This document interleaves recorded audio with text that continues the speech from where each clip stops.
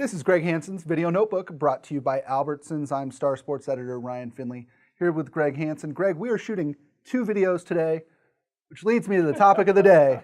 Good lead. Two-a-days. Arizona Wildcats right now are hosting their training camp leading up to their opener against UNLV. Sprinkled into their schedule are some two-a-days. You played some high school football. I played some high school football.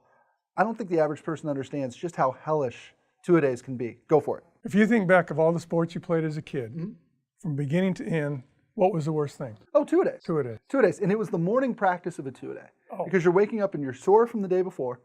It's 5:30 in the morning.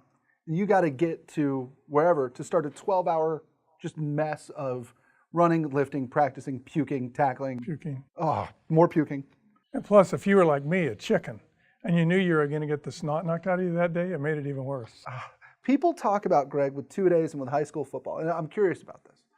Even when I was playing, and it wasn't that long ago, and I was terrible, by the way. I'm not trying to fool anybody out there because I was awful.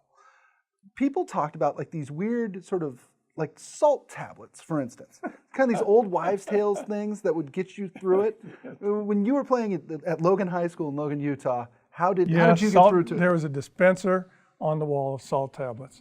And when I went to college, they still had salt tablet dispensers. And that was in the 70s. Wow. And when you went to college, though, people took caffeine pills and NoDoz to get through the night, right? I know. But it's the same kind of thing. It's salt tablets, they say, replenish some of the salts that you lose when you sweat. It's kind of like Gatorade, I guess. But for you, what was your worst high school football two-a-day moment?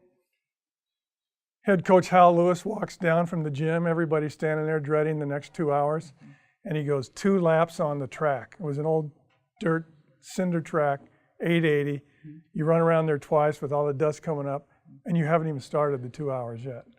2 laps on the track. If he walked in this room right now, Hal Lewis, that's the first thing he'd shout at me. 2 laps on the track. And he'd call me by the wrong name, too.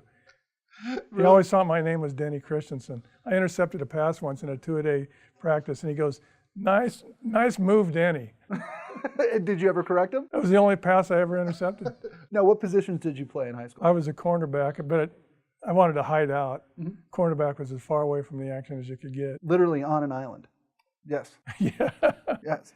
Wow. So this is Greg Hansen's Video Notebook, brought to you by Albertsons. Ryan Finley here with Greg Hansen. Greg, why do you think football coaches still insist on two-a-days? It's the year 2014. You'd like to think we've evolved. Because you only get so many practices before opening day, and it's in a condensed period of 3.5 weeks. So there are more practices available than days.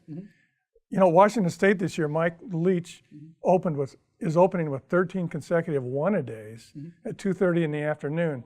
That's new. But he's still going to have to, he's not going to use all of his practices. Maybe that's the way to do it. Do you think two-a-days make you tougher? I think a football coach would say yes. Yeah, and I think the good players say yes. I think the guys like me said no. No, I think it does, because you got to be tough to survive it and to keep your spot. Yeah. You've covered coaches through the years, Dick Tomey, John Mackovic, Mike Stoops, Rich Rodriguez. Who do you think had maybe the best feel for scheduling, for when to work your guys and when to lay off of them?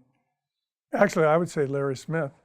You know, he went to camp, he restarted Camp Cochise down in Douglas in the early 80s, and you'd go there for 6 days, and they had two-a-days every day. Nobody does that anymore. I mean, that's an old Bear Bryant thing. But Larry Smith would have two-a-days, but no matter what, in the middle of the week, like on a Wednesday, the team would run out there getting ready for the afternoon practice, and he'd go, everybody to the swimming pool. Wow. And the players would go berserk. They'd run up and jump in that huge Cochise College swimming pool, and they would love Larry Smith. All right, speaking of swimming pools, one more thing before we go. You got to tell them the thing we talked about off camera, about two-a-days, getting sore in the swimming pool. Go. You get so sore from the only time you have contact is when practice begins.